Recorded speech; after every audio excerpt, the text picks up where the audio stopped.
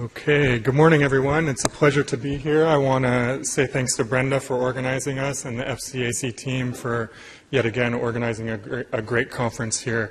Normally go to gatherings where there's just a single panel on this topic, and it's great to spend a day and a half really diving into these issues with research colleagues and policymakers. So I also want to mention my collaborator Jennifer Robson, who's done work on this, and PhD student Mohammed Khan at McGill.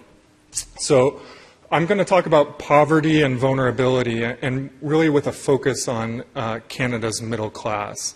And this is going to be a very descriptive talk. I'm going to present some research that will hopefully get us talking about vulnerability and using some data source that no one else has talked about yet, and we'll provide some new insights, I hope.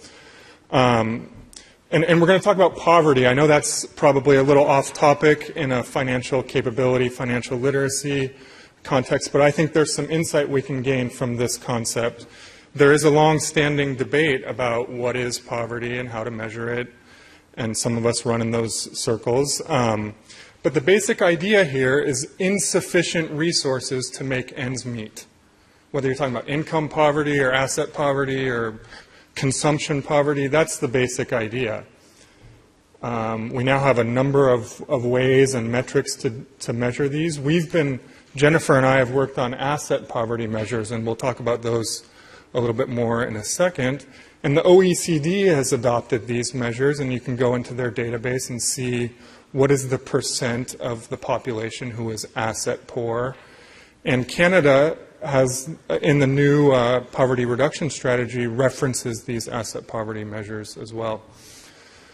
So there's something to learn from poverty, and there's also a really important emphasis on the middle class.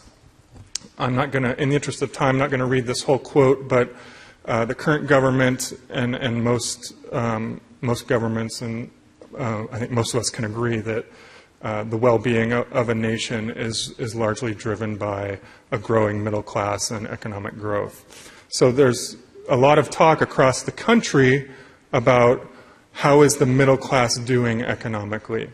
Okay? So the idea here is to link this notion of middle class and financial vulnerability and how is Canada doing. This is some just descriptive work on, and we don't see poverty trends changing much. If anything, financial asset poverty going down over the 3 waves of data that we have, and if we measure the low income measure, falling relatively stable. Most research looks at these indicators isolated. So we just have papers about financial asset poverty or income poverty.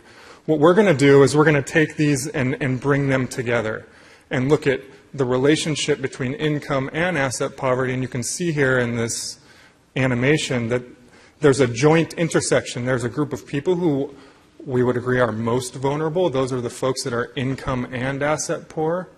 But there are also the groups that are asset poor but not income poor, and vice versa.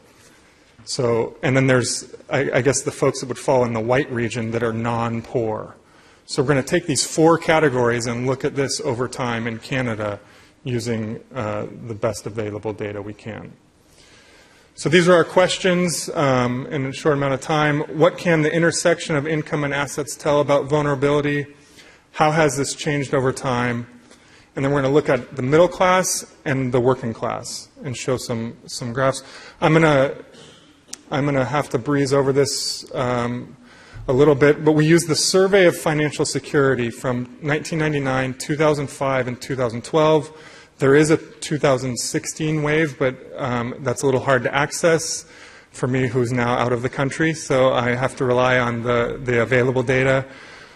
Okay, so our measures of income poverty are, we use the low income measure, which is a relative measure. 50% below, if your household income is below 50% of the median income. Okay, for asset poverty, we take that income poverty threshold and make it 3 months. So, we say that you are asset poor if you don't have enough assets to survive at the income poverty line for 3 months. If we have $24,000 as the income poverty line, that means you would not have $6,000 in financial assets or net worth. That's how you can think about this line. We look at joint lines, and the focus is on the household because financial well-being is not an individual concept, it's a household and it's a family concept. So we're really looking at families and households here. What do we mean by assets? It's, we just have to talk briefly. This is the market value of savings, deposit accounts, cash, and other financial assets. Liquid things that can be liquidated. For net worth, using things Brenda talked about, total net worth minus total debt. Middle class. What is the middle class? We could have a week-long conference on what is the middle class. We're going to take a simple definition of income quintiles 2 through 4, and to look at the working class, we're going to define that as folks with less than a 4-year degree and less than median household income. Okay? So, this is the first graph, and I'm going to take a little bit of time explaining it because it sets up the rest of the talk. So, there are 4 bars here. Starting at the top, that pink or red bar is that group that is non-poor. So this is the percentage of Canadian families who are neither income poor or asset poor. They don't fall into those overlapping circles I showed. Okay? The other groups are poor on some metric. So if we start from the top moving down, we have about 4% of Canadian households are income poor, but not asset poor. Okay? The next very large group is 41% of families are not income poor, so they don't show up on our traditional measures of low income, but they are financially vulnerable in the sense that they do not have enough financial assets to survive at the poverty line for 3 months. This is a kind of validity check on the financial capability surveys that ask, could you afford a $2,000 emergency expense? And then the bottom group, the 14.8, is that kind of most vulnerable group. Those are the folks that are joint income and asset poor. So I haven't seen this work presented elsewhere if overlapping these constructs. So what we're going to do now is we're going to look at how these have changed over time. On the left, you see financial assets. On the right, you see net worth. Okay, so there's just a series of graphs here showing how this has changed over time. There's a lot to look at. I guess the first thing is that red bar is growing over time. There are fewer and fewer families who are not poor. Sorry, there are more families that are not poor. It's a little confusing. So that is progress towards less vulnerability. However, if you look at the joint poor, the most vulnerable, there's basically no change over time in that metric. Okay? So, what does it look like when we look at net worth? This is for the population as a whole. We can see that there's about 71% of Canadian families across all years are not poor. About 9, 10, and 10 are income only, net worth asset poor, and joint poor. Okay, I hope that makes sense. I'm going to rush through here a little bit. How is the middle income group? How is the income quintiles 2 through 4 doing? Well, again, we see kind of progress. We see more people are not poor, and those who are financial asset poor, that turquoise bar, is going down. Those people who are financial asset poor are decreasing from 57% in 1999 to 2012 to 49%. Okay, that is progress. When we look at net worth, it's hard to tell. We see, I guess, less progress on net worth, and I think this is where debt comes into the story. Brenda talked about debt, as an important factor on net worth, and I think this is factored in when we talk on these metrics. Okay, the working class. How is the working class doing? Again, this is the graph for overall Canadians, and this is the figures for the working class. And here we start to see much more inequality. That's the first thing, is that the joint poor, 56% to 51% of working class Canadian families are both income and asset poor, are highly vulnerable. There has been progress over time, but that is a large gap. How is the middle class doing on how's the working class doing on net worth?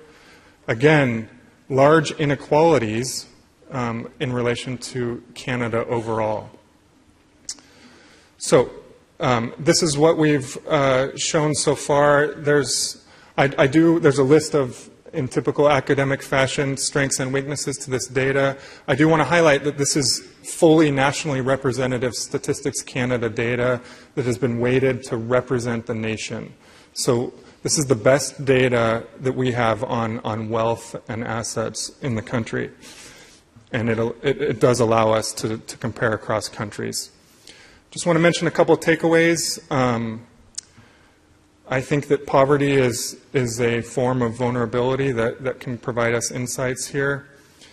And this descriptive work shows that poverty is widespread. You know, whether we're talking about net worth or financial assets, we can think of between 30 to 60% of Canadian families being vulnerable on these indicators.